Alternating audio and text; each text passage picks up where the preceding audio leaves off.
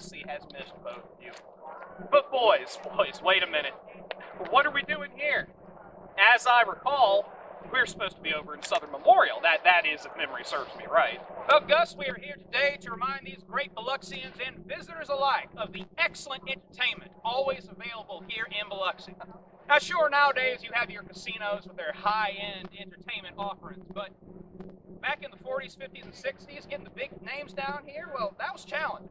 Oh, listen who's talking, Yankee. You, my friend, could charm the birds from the trees to sing if you wanted them to. You really had a way about you. Hell, even Elvis Presley's dad recognized your natural talent for promotion when he asked you to manage Elvis. I will never understand why you turned him down. Well, it may seem crazy in retrospect, but I didn't think the boy was all that talented. I mean, sure, the ladies were both young and old, but all that gyrate, I thought it was just a passing phase, you know? Not only that, the timing was bad. I was busy managing my favorite singer in the whole wide world, Anne Ray. Oh, of course, that's Biloxi's own Martha Ann Barhanovitch Everman.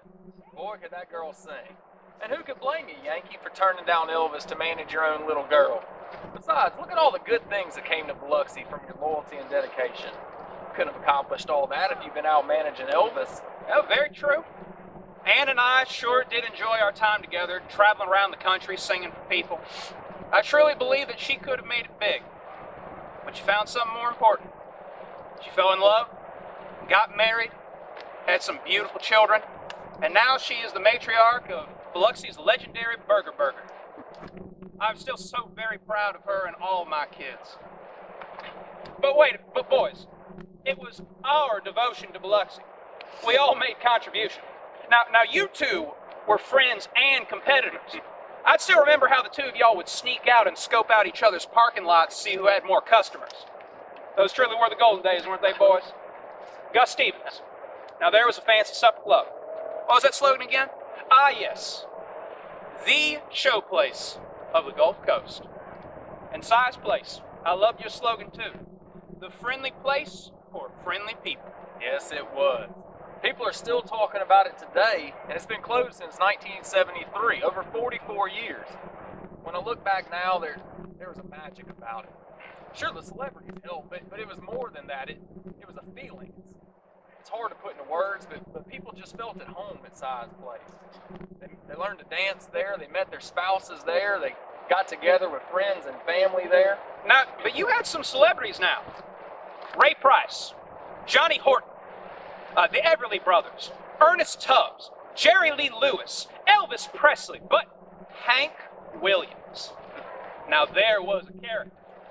I believe it was you, Si, that told old Hank that jambalaya and Kalijah would never be his. Yeah, old Hank came around my house a couple of times not feeling any pain. Had to make one of the kids get up so he'd have a bed to sleep it off and sober up. It's hard to believe that the two of us would be pallbearers at old Hank's funeral, isn't it? 30 years old. He's crying shame. But while Si cornered the market on country western stars, Gus over here, he had singers, he had dancers, he had comedians, he had musicians, and some beautiful women. That's very true, Yankee. You see, my story began in 1946. Up until then, I'd owned property over in Alabama, but upon visiting beautiful Bloodstone, I fell in love with that beautiful view. And I decided right then and there, I wanted to own property on Highway 90. And boys, let me tell you, that's exactly how it went. Now, you see, I am a U.S. native, born in Pennsylvania in 1911, but from the time I was 4 years old until I was 19, due to my mother's declining health, the family moved to Patmos Island, Greece. Now, my legal name is Gus Stevens Kubarakis. The Gus Stevens Supper Club offered some amazing talent, both unusual and well-known. Now, some of those more well-known acts included Andy Griffith, Mel Torme, Jerry Lee Lewis, Jerry Lee Dyke, Dave Carter, and, of course, unforgettable, Jane Mansfield. Gosh, what a tragedy that was. It is a date etched on most Biloxians' memory. June 29, 1967. Jane was just finished performing over at the Supper Club and was on her way to New Orleans when the terrible accident occurred. Her and the other 2 adults in the vehicle were killed instantly, but thank God the 3 children survived. Yes, thank God, but Biloxi thanks God for you as well, Yankee, every time they pass by the Mississippi Gulf Coast Coliseum. After all, you were a charter member, and you served as the president. Whoa now, Gus. I can't take all the credit. You put in the work, too.